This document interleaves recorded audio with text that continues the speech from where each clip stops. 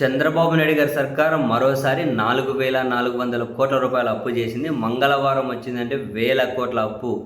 చివరికి వీళ్ళ అప్పు ఎంతగానం అయిపోతుంది అంటే ఇక అప్పు గురించి మాట్లాడుకోవడం కూడా చూసే జనాలకే ఎప్పుడు చేసేది ఇంక దాని గురించి ఏం మాట్లాడుకున్నాం అనే ఫీల్ కలిగేలా ఒకసారి మాట్లాడతారు, 2 సార్లు మాట్లాడతారు.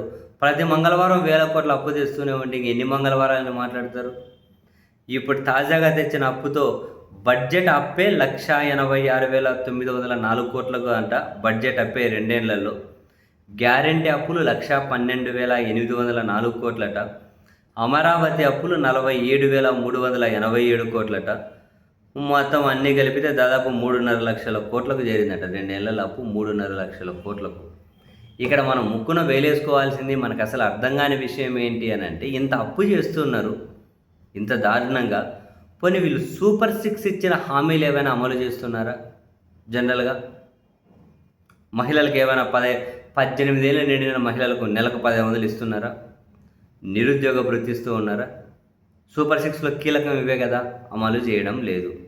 పోనీ ప్రభుత్వం మెడికల్ కాలేజీలు, దాని అనుబంధ ఆసుపత్రులు ప్రభుత్వ పరిధిలోనే కొనసాగిస్తున్నారా? లేకుంటే పీపీపీ అని ప్రైవేట్ వాళ్ళ చేతిలో పెడుతున్నారు. అసలు దాని మీద ఏమైనా చలనం ఉందా? పీపీపీ అని పోతూ ఉన్నారు, అసలు దాని మీద చలనం లేదు. బేసిక్గా ప్రభుత్వ ఆసుపత్రులు ఎక్కడుంటే అట్లనే ఉండిపోయాయి మెడికల్ కాలేజీలు. పోనీ ప్రభుత్వ ఆసుపత్రుల్లో నాడు నేడని ఏమైనా మార్పులు చేశారా? మౌలిక వసతుల కల్పన లేదు. స్కూళ్ళల్లో చేశారా? లేదు. అసలు నాకు అసలు అంతు చిక్కని రహస్యం ఏంటి అంటే, ఇన్ని అప్పులు ఏం చేస్తూ ఉన్నారని, దేనికోసం ఖర్చు పెడుతున్నారు, ఏం చేస్తున్నారు ఇంత అప్పు? అది నిజంగా ఒక రహస్యంగానే మిగిలిపోతూ ఉంది. పోనీ రాష్ట్ర ఆదాయం భారీగా తగ్గిపోతుందా అంటే తగ్గిపోతుంది.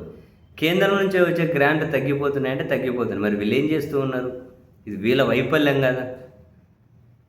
కేంద్రం నుంచి గ్రాంట్ సరిగ్గా రాకంటే తెచ్చుకోలేక, రాష్ట్ర ఆదాయము పోయి సంపద సృష్టిస్తాం మీకు పంచుతామన్నారు.